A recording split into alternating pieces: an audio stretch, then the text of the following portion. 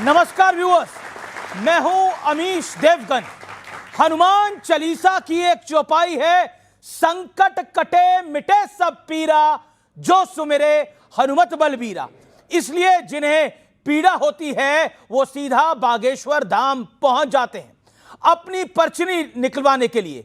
और लोगों की पर्ची निकालने वाले बागेश्वर धाम के पीठाधीश्वर धीरेंद्र कृष्ण शास्त्री जी आज खुद हमारे साथ इस मंच पे मौजूद होंगे, हमारे इस बड़े ऑडिटोरियम में।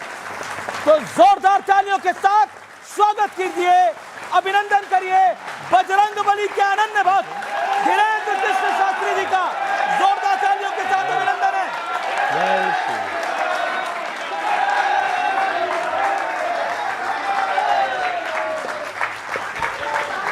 स्वागत है आपका बाबा। बहुत बहुत धन्यवाद। आप कैसे हैं? मैं ठीक हूं, आप कैसे हैं? आइए। जय श्री राम।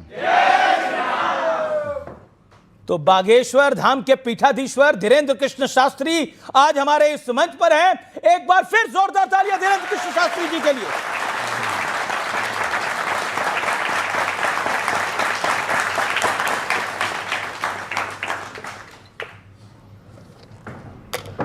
आज धीरेंद्र कृष्ण शास्त्री जी हमारे साथ हैं, जनता हमारे साथ है, और इस कार्यक्रम का नाम है सत्य, सनातन और विवाद। यह नाम आज हमने इसलिए दिया क्योंकि एक तरफ सनातन की ग्लोबल जय जयकार हो रही है और खुद धीरेंद्र कृष्ण शास्त्री हाल ही में कई देशों में सनातन का डंका बजाकर लौटे हैं, लेकिन दूसरी तरफ एक के बाद एक कई विवाद भी सामने आ रहे हैं। एक तरफ पाकिस्तान कुछ करता है और दूसरी तरफ अमेरिका कुछ करता है।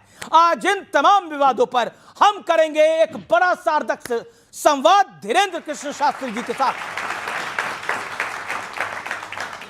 बाबा राम राम। राम राम, जय श्री राम। कैसे हैं आप? बड़े लंबे वक्त बाद आपसे ऑन कैमरा मुलाकात हो रही है। हाँ, कैसे हैं आप? कुशल मंगल हैं? हनुमान जी की बहुत कृपा है, जी रहे हैं। भगवान जहाँ जहाँ डुलवा रहे हैं तो डोल रहे हैं। तो भगवान की तो कृपा है आप पे, और देश पे भी भगवान की कृपा होनी चाहिए। लेकिन आजकल कई विवाद भी भगवान की कृपा से बड़े फल फूल रहे हैं। मैं एक एक करके शुरू करूंगा, लेकिन शुरुआत मैं करता हूं। आप हिंदुओं को एकजुट करने की बात करते हैं, लेकिन यहां तो साधु संत ही नहीं एक रह पा रहे हैं। विवाद फल फूल रहे हैं, कुछ फल फूल में पानी पौधा आप लगा देते हैं। मेरा काम तो खबर दिखाना है बाबा। तो विवाद देखिए, दुनिया में हमेशा से ही बहुत पूर्व काल से देवताओं में भी मत्सर रहा। एक होता मच्छर, एक होता मत्सर जी। मच्छर बाहर से काटता है, मत्सर अंदर से काटता है। मत्सर का मतलब होता है कि अपने अंदर दूसरों को बढ़ते हुए देख करके जी जलन पैदा होना जी। इसका नाम है मत्सर। देख ना सकें पराई विभूति। तो ये आदिकाल से रहा, देवताओं में रहा, इंद्र के समय में भी रहा, तो कोई नई बात नहीं है।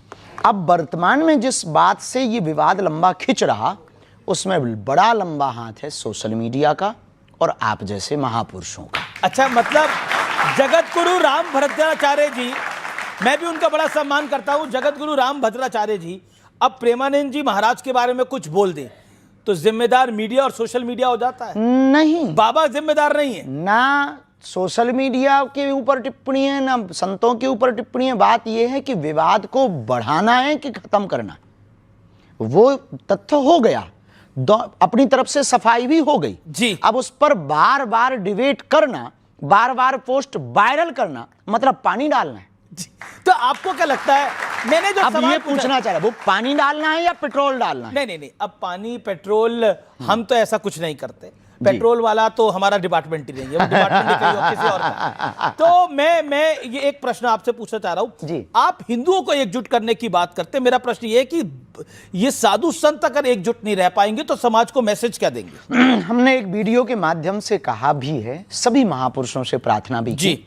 देश को यदि बचाना है, सनातन की धज्जियां नहीं उड़वानी, सनातन को यदि बचाना है तो एकमात्र सर्वोत्तम उपाय है, वो ये है कि हमें आपस में एक दूसरे को लड़ करके ऊर्जा खत्म नहीं करनी, सनातन विरोधियों का सामना करने के लिए अपनी ऊर्जा को लगाना चाहिए।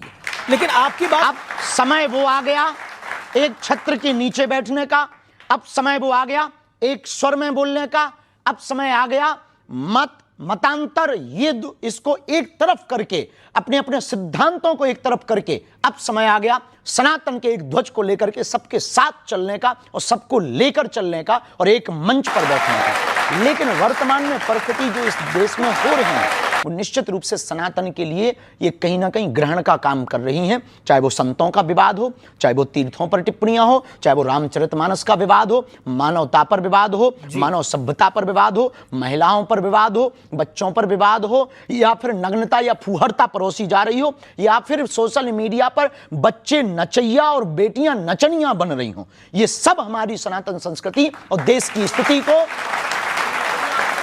बुरा ना मानना, ये देश की स्थिति को न जाने किस तरफ ले जाया जा रहा, हमारा कहना यही है। सभी आचार्यों से, आपकी मीडिया को, न्यूज़ 18 को सब लोग देखते हैं और हम कहेंगे कि आप हमें बोलने का मौका दें और ये कहना चाह रहे हैं कि कृपा करके हमारी बात को अन्यथा ना लें। अब संतों से प्रार्थना है, वीडियो ना खेलें। यदि लड़नी है तो एक बंद कमरे में एक दिन बैठ लें और जो होना हो सो हो जाए। वीडियो खेल करके दूसरों को उंगली उठाने का मौका ना दिया जाए। जी, आपने एक अच्छी बात करी कि सनातन की बात करनी चाहिए, लेकिन आपकी सलाह कोई मानेगा? आपको लगता है देखिए आपकी एडवाइस को कोई सीरियसली लेगा? अब बारिश तो होती है, कोई छाता ले या ना ले उससे मेघों को कोई फर्क नहीं पड़ता। तो आपको बागेश्वर बाबा डर नहीं लगता? धीरेन्द्र शास्त्री जी, डर नहीं लगता? बड़े बड़े धर्माचार्य हैं, बड़े बड़े आचार्य हैं, बड़े बड़े साधु संत हैं, कहीं आपके पीछे ना पड़ जाए? कुछ तो पड़े हुए हैं। पड़ जाएंगे, हम चरण पकड़ लेंगे शंकराचार्य, और फिर इसके बाद भी वो कुछ करेंगे तो पिट लेंगे। इससे ज्यादा संतों से एक बात याद रखना, औरों से नहीं, संतों से ओनली। बाकी तो डरते तो हम किसी के बाप से नहीं हैं।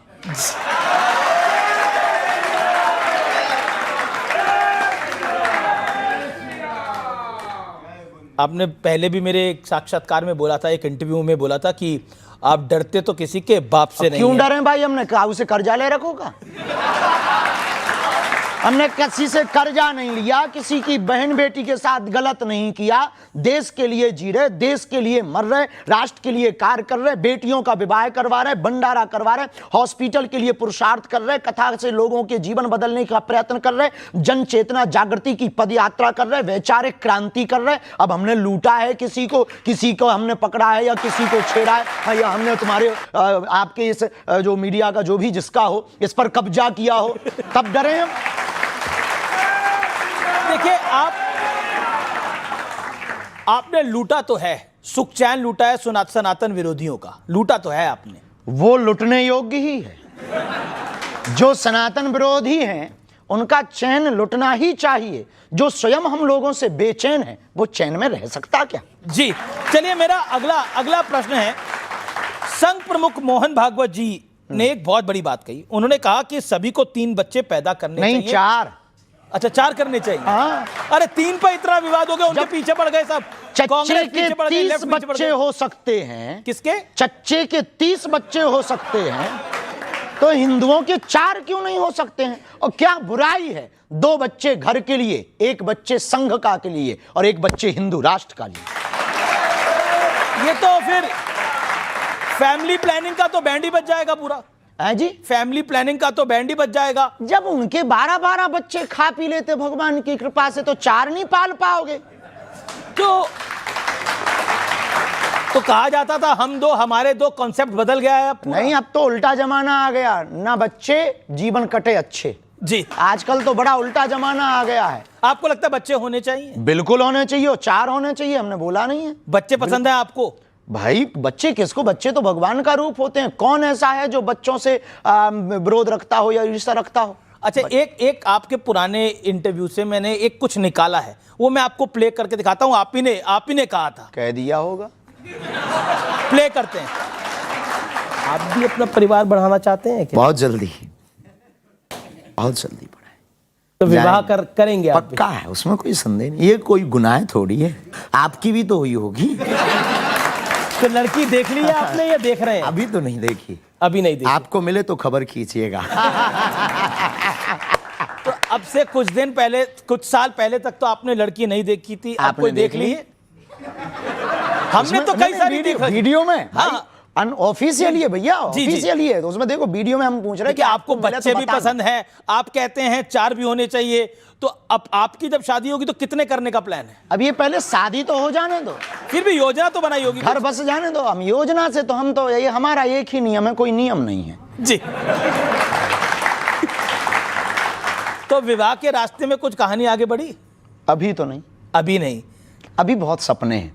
हमारी एक आदत है, हम सपने युवान बच्चों को भी कहेंगे अपनी जिंदगी से, हम सपने सोते हुए नहीं देखते, जगते हुए देखना चाहते हैं। जब तक इस देश के लिए कुछ बड़ा नहीं करेंगे, जब तक हॉस्पिटल का निर्माण कार्य पूरा नहीं हो जाएगा, हमारा क्षेत्र आदिवासियों का क्षेत्र है, हमारा क्षेत्र दीनहीनों का क्षेत्र है, हमारे क्षेत्र में लगभग 15 किलोमीटर में कोई बहुत बड़ा हॉस्पिटल नहीं है, इसलिए हमने निर्णय लिया है कि हम मंदिर नहीं अस्पताल बनाएंगे। ये बड़ा बड़ा निर्णय है और बहुत बड़ा हॉस्पिटल आप बना रहे हैं, कैंसर हॉस्पिटल आप बना रहे हैं, इसके लिए वाकई जोरदार तालियां आपके लिए। लेकिन बाबा, आरएसएस चीफ ने एक और बात कही कि हिंदुत्व जो है, हिंदुइज्म जो है, वो सेकुलरिज्म की गारंटी है। इस बात से आप सहमत हैं? और अगर सहमत है तो क्यों सहमत है? देखिए, सबके अपने अपने भाव होते हैं। सेकुलरिज्म की गारंटी हिंदुत्व है या ये नहीं, इस पर हमने बहुत ज़्यादा विचार नहीं किया। हम इतना कहेंगे कि सत्य, झूठ का बाजार इसलिए चलता है क्योंकि सत्य के सौदागर होते हैं, और झूठ की महिमा भी तब तक है जब तक सत्य है, और सत्य की महिमा भी तब तक है जब तक झूठ है।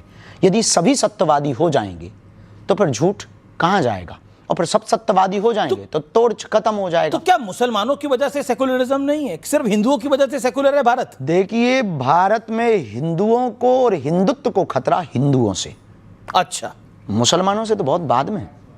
हिंदुओं का खतरा हिंदुओं से, उन हिंदुओं से जो खाते भारत का है, गाते पाकिस्तान का। कौन है ऐसे आपकी नजर में? आप जैसे फॉर एग्जांपल आपकी न्यूज़ों पर बहुत लोग आते रहते हैं जो कहते रहते हैं कि हमें भारत में डर लगता। आपकी न्यूज़ों पर आते रहते हैं कि ये सब भगवा आतंकवाद है। आपकी न्यूज़ों पर आते रहते हैं जो हिंदुत्व पर टिप्पणी करते। आपकी न्यूज़ों पर आते रहते हैं जो पदयात्रा पर टिप्पणी करते। आपकी न्यूज़ों पर आते रहते हैं जो सनातन पर टिप्पणी करते। आपकी ही न्यूज़ पर आते रहते हैं जो गजवाए हिंद चाहते हैं।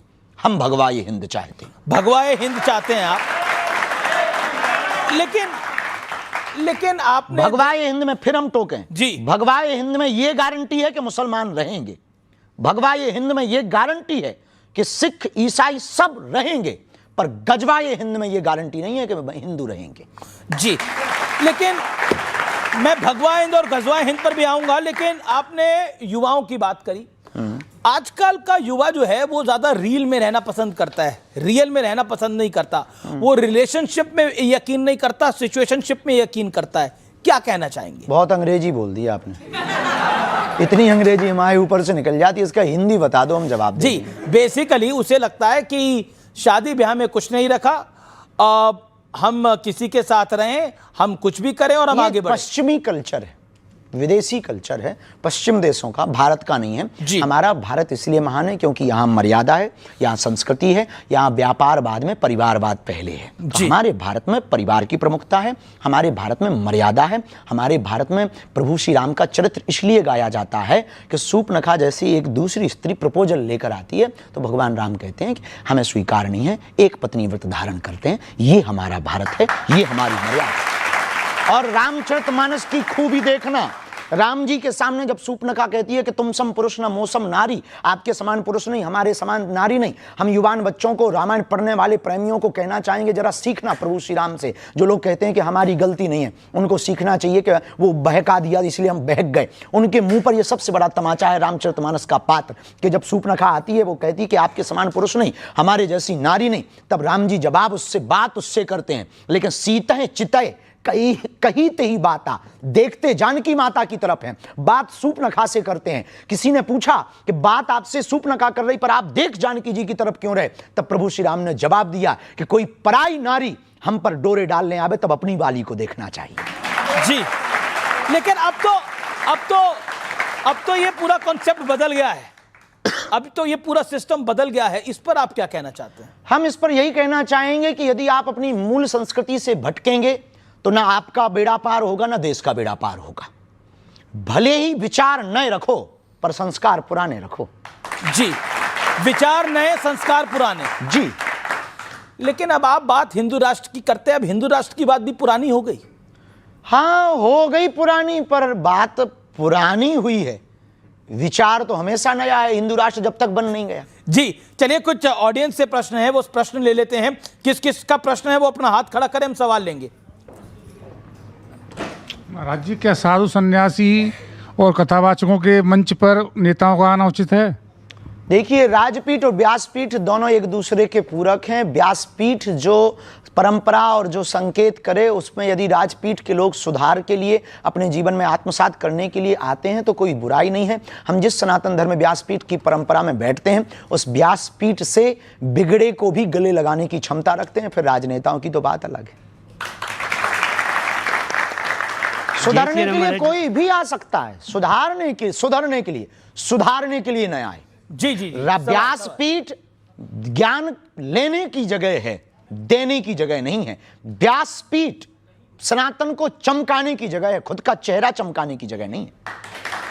सवाल।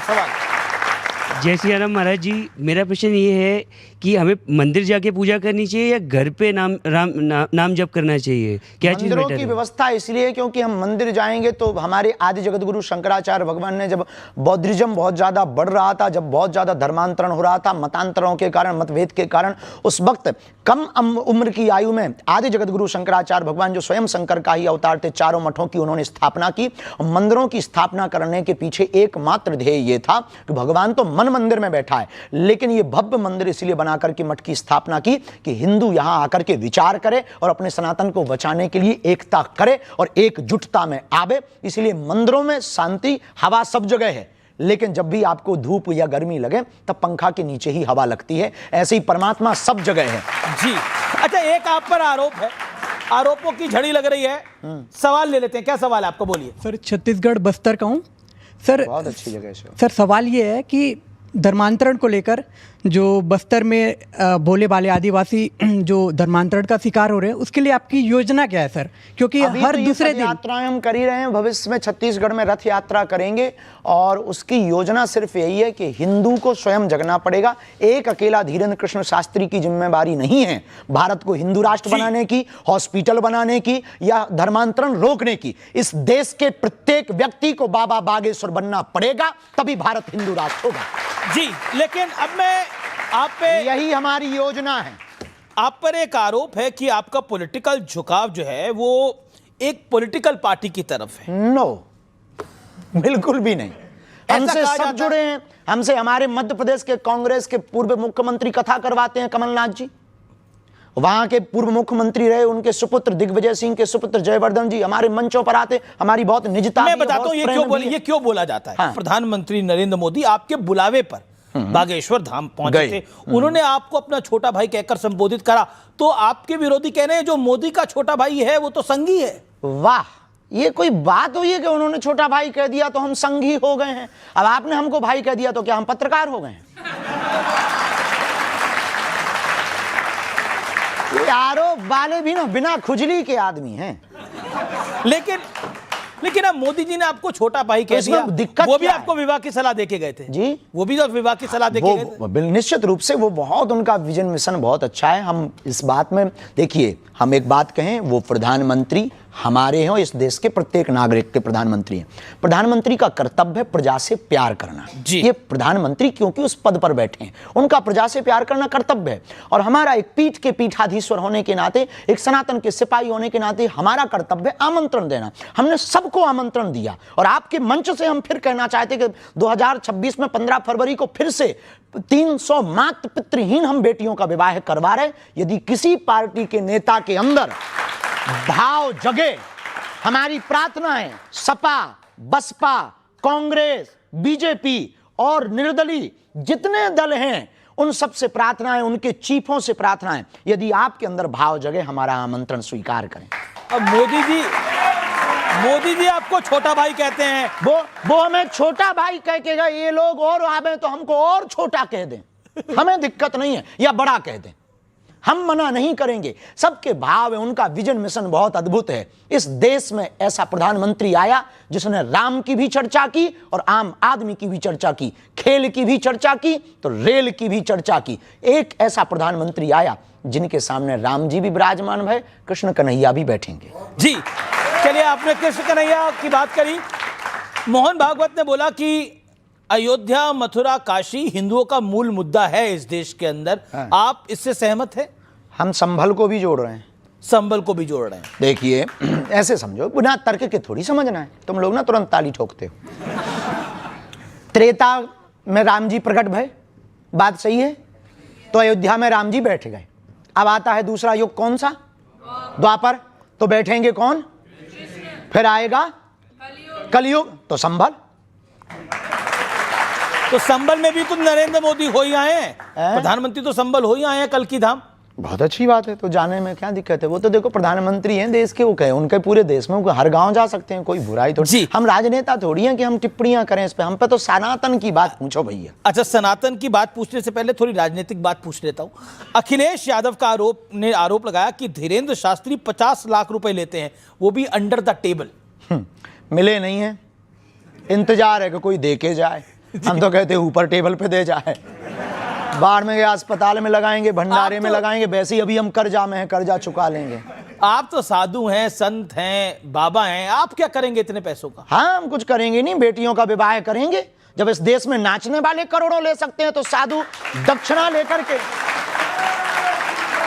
जब इस देश में विमल गुटखा का, अन्य गुटकों का प्रचार करने वाला करोड़ों ले सकता है, इस देश में सट्टा खिलवाने वाला करोड़ों ले सकता है, इस देश में अश्लीलता नग्नता फैलाने वाले सिंगर करोड़ों ले सकते हैं, तो साधु यदि 2-5 रुपया लेकर के गरीब बेटियों का घर बसवा दे, अस्पताल बनवा दे, तो बुराई नहीं है। देश के लोगों को दिल खोल करके करना चाहिए। हम चाहते हैं कि इस देश में हर व्यक्ति हमारे जैसा काम करे। लेकिन अब देखिए, आप कहते हैं कि किसी नाचने वाली को या फिर किसी नाचने वाले को इतने पैसे मिल सकते हैं। आपको इन नाचने वालों से, एक्टर से दिक्कत है क्या? संजय दत्त तो आपके दोस्त हैं। किसी से दिक्कत नहीं, वो हमारे सब प्रिय है, हमें दिक्कत नहीं है। हमें दिक्कत है ये जो बीच में बोलने वाले खुजली वाले हैं, उनसे। तो ये जो अखिलेश यादव जी का 50 लाख वाला बयान था, ये खुजली वाला है या दूसरा है? हम कुछ कह नहीं सकते, नेताओं पर हम कोई बयान देते नहीं। इस पर नेता तो आप पे देते हैं बयान, वो देते रहते हैं, चूंकि अपन तो साधु हैं, गंगा में तो सब स्नान करते हैं। अच्छा, ऐसा क्यों है? अखिलेश यादव भी आपको कहते हैं, तेज प्रताप यादव भी आपको कहते हैं, वो आपके बिहार दौरे से खुश नहीं थे? नहीं, ऐसा नहीं है। कुछ चीज़ें बड़ी बनाई जाती हैं, उनका मंतव्य बिल्कुल भी गलत नहीं होता है, और गलत होता भी हो तो हम कुछ कह भी नहीं सकते। देखो भाई, हमारे लिए सब समान है। जितने प्रधानमंत्री नरेंद्र मोदी जी प्रिय हैं, उतने ही कमलनाथ जी प्रिय हैं, उतने ही हमको अखिलेश जी भी प्रिय हैं, उतने ही तेजस्वी जी भी प्रिय हैं। हम सबके लिए साधुवाद आशीर्वाद देते हैं। भगवान करे उनको सद्बुद्धि मिले, और जो वो कह रहे हैं वो अपनी विचारधारा से। कई बार ना जब ब्रीफिंग फीडबैक गलत पहुंचती है तब व्यक्ति कुछ भी बोल देता। अब तुम्हारे कान में आके कह दे कि बाबा जी तो गड़बड़ है, तो हम कितने भी बढ़िया बने रहे, पर तुम्हारा कान भरने वाला इतना बोल दे तो आप उसी नज़र से देखो। तो आपके बारे में कौन कान भर रहा है? हमें नहीं है पता है, अब वो जाने कि जिनके कान भरते हैं। अच्छा, हमें तो कोई दिक्कत ही हुई नहीं। एक काउंटर पॉइंट आता है, आप कहते हैं कि अब वो लोग क्या करते हैं, नाचने वाले क्या करते हैं, एक्टर क्या करते हैं, वो एंटरटेन करते हैं, और एंटरटेनमेंट की तो एक कीमत होती है हमेशा। हाँ, देखो, वो मनोरंजन करते हैं, साधु मनोभंजन करता है। जी, दोनों में अंतर है। क्या अंतर? दोनों में जमीन आसमान का अंतर। आपकी नजर में क्या अंतर है? मनोरंजन से सिर्फ कुछ क्षणिक जीवन में बदलाव आता है, मनोभंजन से पूरा जीवन बदल जाता है। जैसे महात्मा प्रेमानंद, जैसे जगतगुरु पूज्य रामभद्राचार्य और अन्य संत, कई बार हम भी सुविचार देते हैं, कई बच्चे उसको सुन करके। ऐसा क्यों है कि साधु संतों की बात कई बार वो बोलना कुछ चाहते हैं, कह कुछ जाते हैं, और फिर कंट्रोवर्सी हो जाती है? आपके साथ भी अक्सर कई बार हुआ है। हमारे साथ भी होता है। देखिए, अपने हर शब्द के अर्थ के अनेक शब्द के अनेक अर्थ, शब्दा नाम अनेका अर्था। हर शब्द के अनेक अर्थ होते हैं, सबकी अपनी अपनी दृष्टि होती है। हम यहाँ खड़े हैं तो कहेगा बाबा चेहरा चमकाने आ गया, बाबा देखो मीडियाबाजी कर रहा है, बाबा को टीवी में बने रहने का बड़ा शौक है, बाबा को वायरल होने का बड़ा शौक है, बाबा तो दिल्ली में डोल रहा है। कुछ लोगों का ये दर्शन है, बहुत बढ़िया है, कम से कम सनातन में कोई बोलने वाला तो है। कुछ ऐसा भी कह रहे हैं, कुछ ऐसा कह रहे हैं, अरे गुरु बहुत बेस्ट है, ये करोगे तभी सनातन बचेगा। आप कहते भी हो, करते भी हो, तो अपनी अपनी दृष्टि हो। जैसे आप हो, अब हमारी दृष्टि में आप बहुत बढ़िया पत्रकार हो, आपका वर्तमान प्रेजेंटेशन बहुत अच्छा है और बहुत जल्दी अपने शब्दों को बदलकर सामने वालों को फंसाने की कला आप जानते हो हमारे अंदर, और सत्य बोलने की कला है, बेबाकी से बोलने की कला है। आप पिछड़ते नहीं हो। न्यूज 18 अपनी बात से कभी हटता नहीं है, हमें बहुत अच्छा लगा। लेकिन कुछ लोग कहते हैं वाह, अरे ये तो फलाने की मीडिया है, ये तो फलाने, कुछ लोग गोदी मीडिया कह देते। तो ये अपने अपनी दृष्टि है, आपके प्रति भी ऐसी दृष्टि रखते, हमारे प्रति भी कुछ लोग। अब कोई किसी को प्रभु श्री राम भगवान दिखाई देते, किसी रावण को राजकुमार दिखाई देते थे। तो अपना अपना चश्मा का खेल है। आपने व्हाइट चश्मा लगा रखा, कुछ लोगों ने काला लगा रखा। काले चश्मे वालों को आप मैसेज क्या देना चाहोगे? कुछ भी नहीं, भगवान तुम्हारा भला करे, भजन करो भैया। और क्या देंगे भैया, हम तो साधु आदमी, हम किसी से विवाद थोड़ी करेंगे। हम तो यही कहेंगे भैया, आप विवाद करते नहीं, लेकिन विवाद हो जाते हैं। अब हो जाते हैं तो देखो, हम किसी विवाद, एक तो किसी को छेड़ते नहीं है, कोई छेड़े तो छोड़ते नहीं, बस सीधा सा। अच्छा, क्योंकि आपने भगवा हिंद की बात करी, हिंदू राष्ट्र की बात करी, क्या ये सांप्रदायिक सोच नहीं है? क्या ये कट्टर सोच नहीं? वाह, गजवाए हिंद अच्छी सोच है। नहीं, उसको तो किसी ने अच्छा नहीं बोला। हाँ, तो उसी के जवाब में, काउंटर में, कि आप गजवाए हिंद मांगोगे, हम भगवाए हिंद बना देंगे। लेकिन फिर ये ध्रुवीकरण होता है इससे ना। ध्रुवीकरण वो कर रहे हैं, हम थोड़ी कर रहे हैं भाई साहब। हमें क्या लगी? अब किसी ने कहा, हमारा सीधा सा सिद्धांत है, कुछ लोग इस देश में तिरंगे में चांद देखना चाहते, हम चांद पे तिरंगा देखना चाहते। लेकिन जब आप गजवा हिंद की इस बात भी कट्टर सोच है, और भगवा ये हिंद कट्टर सोच नहीं है, भगवा ये हिंद है वसुधैव कुटुंबकम। कैसे? ऐसे कि हम सनातनी परंपरा में किसी को मारने पर भरोसा नहीं रखते। हमने तलवारों की नोक पर कभी भी धर्मांतरण नहीं करवाया है। हमने कभी भी किसी भी बहन बेटियों के बांग्लादेश में एक घटना हुई है, जरा देख लीजिए कि कितनी कट्टरता सोच होती है कुछ लोगों के अंदर, कि कितनी मानसिकता गिरी हुई। 9 वर्ष की बच्ची के साथ में 6 महीने पहले रेप हुआ और लगभग 29 लोगों ने रेप किया। उसकी मां चिल्लाती रही चौराहे पर, लेकिन रेप हुआ। क्यों? क्योंकि वो बच्ची सिर्फ हिंदू थी। ये सोच है कुछ लोगों की। हम इस सोच के खिलाफ हैं, हम मुसलमानों के खिलाफ नहीं हैं। हम अब्दुल कलाम को भी सलूट करते हैं और रस खान के भी दोहा गाते हैं। बात आती है तो हम हमने कभी ये नहीं कहा कि मजार उनकी आस्था के श्रद्धा का केंद्र है। हमने कभी ये नहीं कहा कि मुसलमान इस्लाम खराब है। नहीं, सबको अपनी अपनी आस्था का पूजा करने का अधिकार है, सबको अपने ईश्वर को मनाने का अधिकार है। लेकिन आप दबाव देकर के नहीं मना सकते, आप प्रभाव देकर के नहीं मना सकते हैं। तो गजवा ये हिंद है, सर तन से कलम कर देना, ये सोच का। भगवा ये हिंद है, सबको गले लगा लेना। लेकिन विपक्षी पार्टियां तो देश का भला ही सोचती हैं, वो भी परेशान हो जाती हैं। वो कहती हैं कि ये सांप्रदायिक सोच है, और साथ में वो ये भी कहती हैं ये देश तोड़ने वाली विचारधारा है। तो दोनों देखो, पहली वाली तो हम बात मान लेंगे कि देश तोड़ने वाली विचारधारा है गजवा ये हिंद। भगवा ये हिंद तो नहीं है, ये बात हम मानने को इसलिए तैयार नहीं है। वो भगवा हिंद को भी कहते हैं कि ये देश तोड़ने वाले विचार। अब वो अपने अपने विचार हैं, क्योंकि उन्होंने पढ़ा नहीं ना जी। मेरा अगला सवाल आपसे बड़ा महत्वपूर्ण है। आपको ध्यान होगा, एक मालेगांव ब्लास्ट केस हुआ था और इसके तमाम आरोपियों को बरी कर दिया गया। तब हमारी उम्र मात्र 7-8 साल की थी। हमने बाद में आर्टिकल्स में पढ़ा, इंटरव्यू को देखा, बहुत सी न्यूज़ों को पढ़ा। कोशिश भर पढ़ते हैं, तथ्य होना चाहिए। उस वक्त विदेशी ताकतों ने सोच समझ करके एक ट्रेंड चलाया था, थीम भगवा आतंकवाद, सोची समझी साजिश में, और पूरे देश में एक थीम वायरल हुई थी, भगवा आतंकवाद। लेकिन भगवान की बड़ी कृपा है, 19 साल बाद ना, 19 साल है, 2006, तो कितने साल हो गए? 19 साल हो गए। 19 साल बाद इस देश की न्यायपालिका ने यह सिद्ध कर दिया, भगवा आतंकवाद नहीं होता। पूर्व मुख्यमंत्री हैं पृथ्वीराज चौहान, वो कहते हैं कि भगवा आतंकवाद तो नहीं होता, सही बात है, लेकिन सनातनी आतंकवाद होता है। उन्होंने अभी 2025 में यह बयान दिया है। हम उनका कोई जवाब नहीं देंगे, नेता का जवाब दें हम। फिर भी सनातन आतंकवाद पर आपका कमेंट? अभी तक कोई हमको तथ्य मिला नहीं कि सनातन आतंकवाद किसी भी, देखिए, आतंकवाद का कोई धर्म या मजहब नहीं होता। आतंकवादी एक विचारधारा है, देश के ऊपर हिंसा करके या किसी भी जगह पर हिंसा करके अपनी बातों को मनवाना, या देश की मानवीय परंपरा को खत्म करना, मानवता पर आपने बोला आतंकवाद का कोई धर्म नहीं होता, कोई भी आतंकवादी हो सकता, हम मानते हैं, पर पाकिस्तान आतंकवादी है, पाकिस्तान में आतंकवादी है, ये धर्म है जी। और पहलगाम में तो धर्म पूछ कर गोली मारी गई पहलगाम में, क्योंकि वो पाकिस्तानी थे, तब तो 9 ठिकाने अपनी सेना ने ठोके। लेकिन मुनीर के बारे में आप कहना क्या चाहते हैं? कुछ भी नहीं, झिकलेट आदमी है।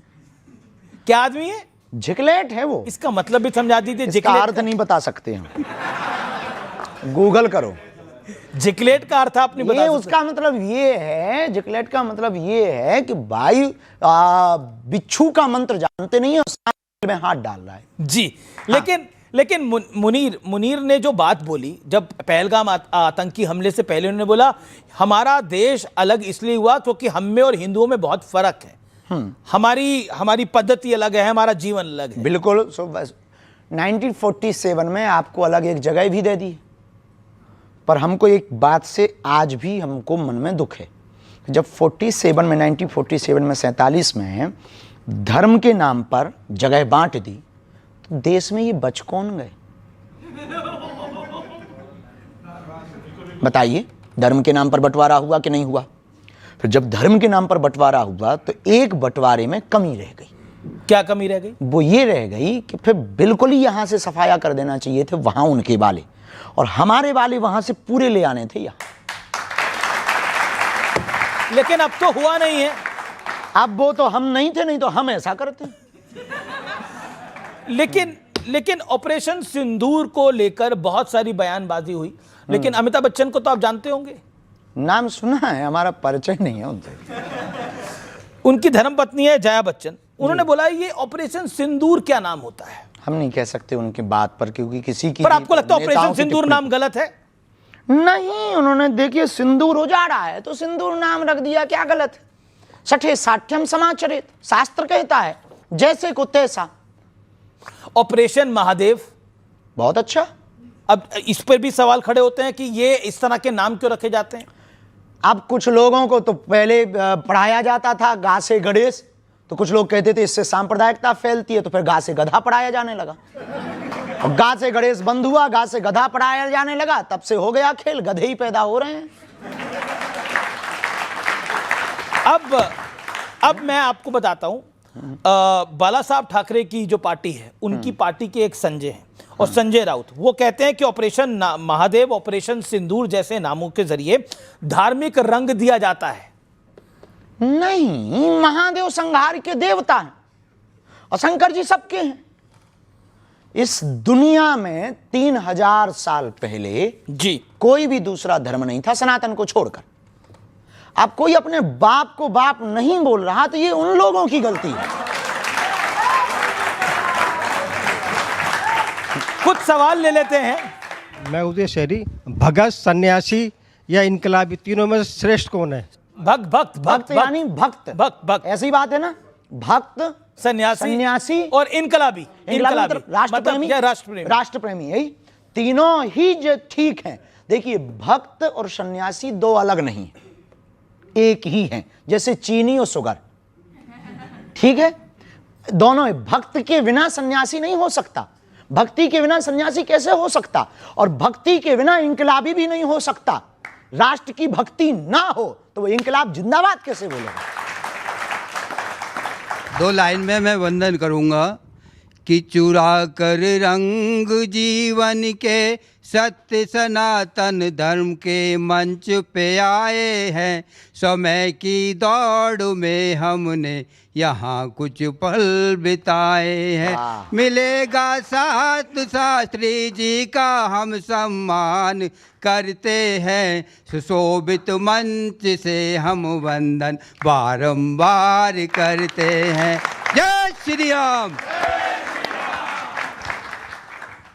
राधे राधे गुरुजी। राधे राधे। मेरा आपसे ये प्रश्न है कि एक व्यक्ति के जीवन में सफलता का रहस्य क्या होता है, और एक व्यक्ति को सफल होने के लिए सिर्फ मेहनत या फिर किस्मत का भी साथ देना जरूरी होता है? सफलता पाने के लिए 3 सूत्र हैं, हमारे निजी अनुभव के सूत्र हैं। यदि वो आप पालोगे तो शायद आप सफलता पा पाओगे। सोचो, बोलो, करो।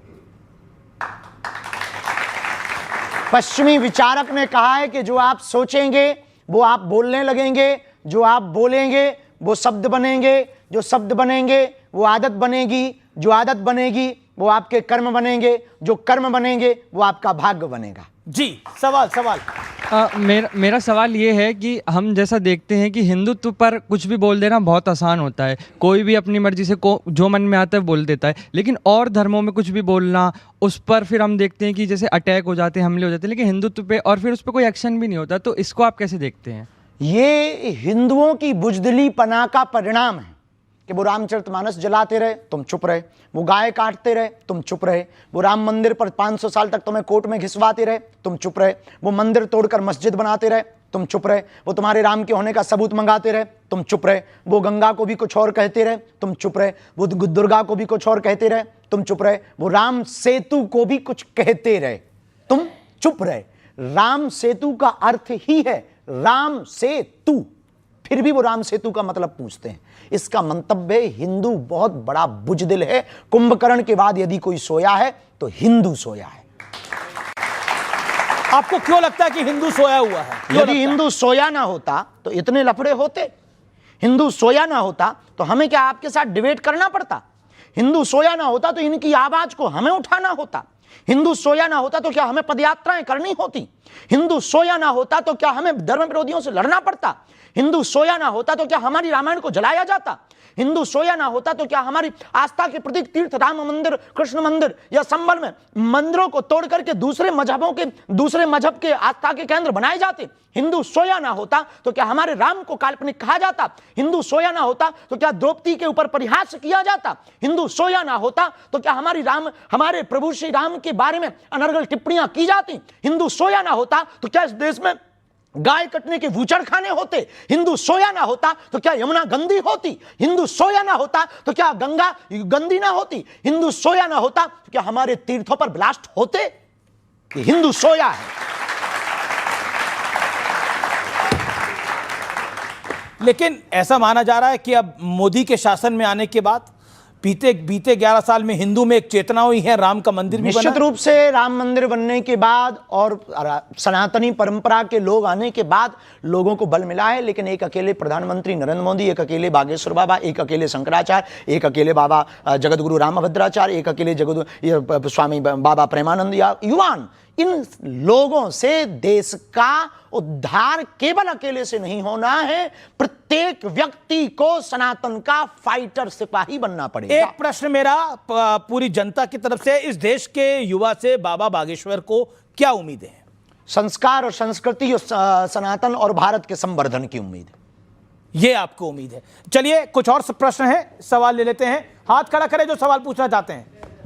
गुरुजी, आपके विचारों से हिंदू राष्ट्र में जाति आधारित भेदभाव को कैसे खत्म किया जा सकता है? जाति हो इससे कोई दिक्कत नहीं, पर जाति अभिमान नहीं होना चाहिए।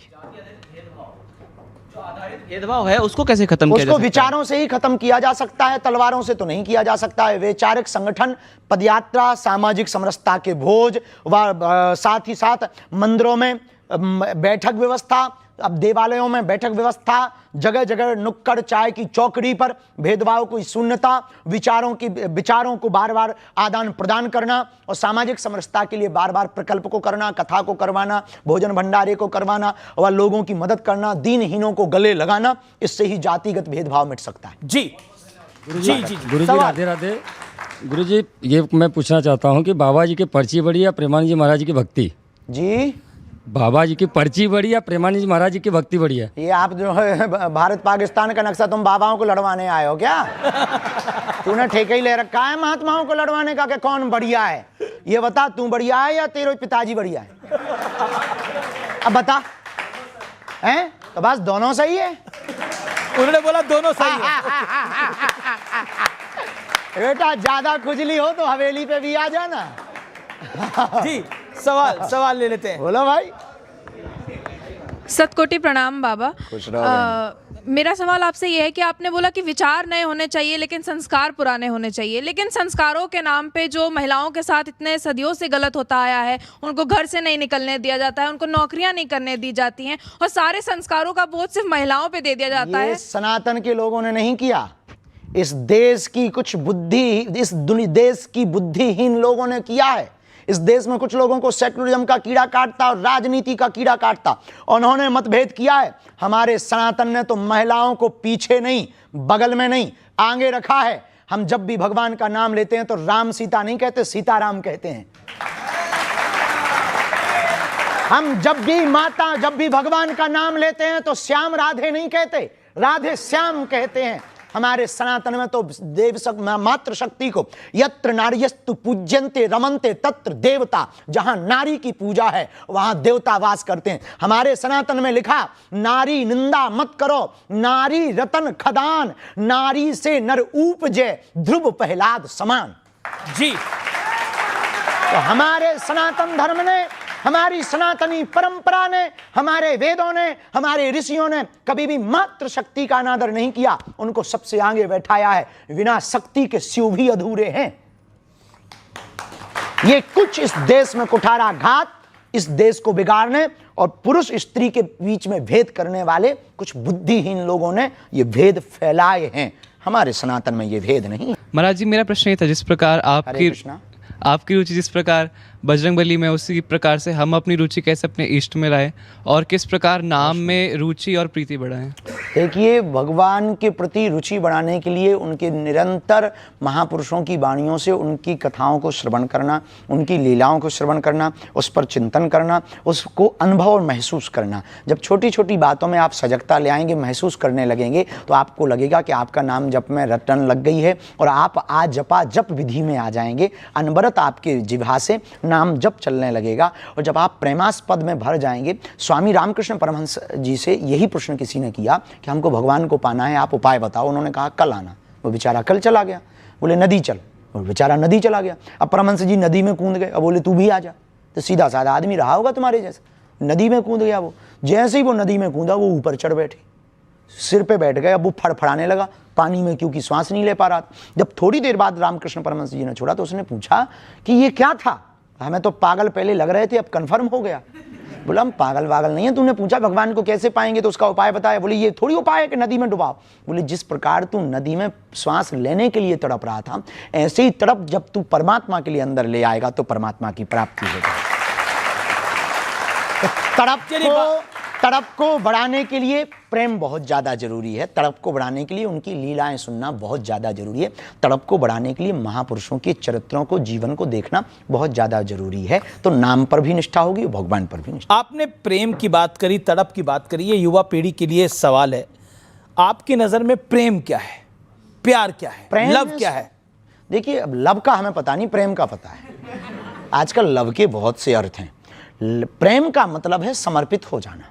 प्रेम का मतलब है, बिंदु जी की एक बहुत अच्छी लाइनें थी, मैं अगर देखूं तो देखूं मगर तुम ना मुझको देखना, तुमने अगर देखा तो फिर मगरूर हो जाऊंगा मैं अगर चाहूं तो चाहूं मगर तुम ना मुझको चाहना, तुमने अगर चाहा तो फिर प्रेमी नहीं मजदूर हो जाऊंगा मैं। लेकिन राधा और मीरा के प्रेम में, प्यार में, इश्क में और आज की जनरेशन की इश्क तो नाम ही मत लीजिए। नहीं, तो आज प्रेम ही नाम लो, बहुत बेहतर। तो आज की जनरेशन की मोहब्बत में क्या फर्क है जी? आज की जनरेशन की मोहब्बत वो में शाश्वत प्रेम है, पवित्र प्रेम है, और आज का प्रेम वासना का प्रेम है। आज का प्रेम है भोग का प्रेम। आज का प्रेम है सिर्फ शारीरिक सुख का प्रेम। आज का प्रेम है क्षणिक में बदलने का प्रेम। आज का प्रेम सिर्फ बिस्तर तक रह गया है। बुरा मत मानना, आपकी टीवी पर ऐसी बात बोलेंगे, कई लोगों को लगेगा बाबा बहुत विचित्र बात बोल रहा। बिस्तर पर ले जाने वाले तुम्हें बहुत लोग मिलेंगे, मंजिल पर ले जाने वाला कोई मिलेगा। तो आप राधा और मीरा के प्रेम को आज के प्रेम से नहीं तोल सकते, क्योंकि आज का प्रेम वासना का है, मीरा और राधा का प्रेम उपासना का था। और मीरा और राधा ने सिर्फ कृष्ण से प्रेम किया, और आजकल के बेटा और बेटी तो भगवान ही बचाएं। क्या आपको आज के बेटे और बेटियों में, लड़के लड़कियों में क्या गड़बड़ दिख रही है? कुछ भी गड़बड़ नहीं, हमें तो सब अच्छे ही दिख रहे हैं, हमें क्या लेना देना। हम उनको एक सलाह कोई देना चाहेंगे आप अपनी तरफ? यही सलाह देंगे कि देखो भाई, बुरा मत मानना, ये प्यार मोहब्बत, इसके जो भी तुमने नाम देते हो ये सब बाद में कर लेना, पहले सफलता पा लेना। पहले सफलता पा लो।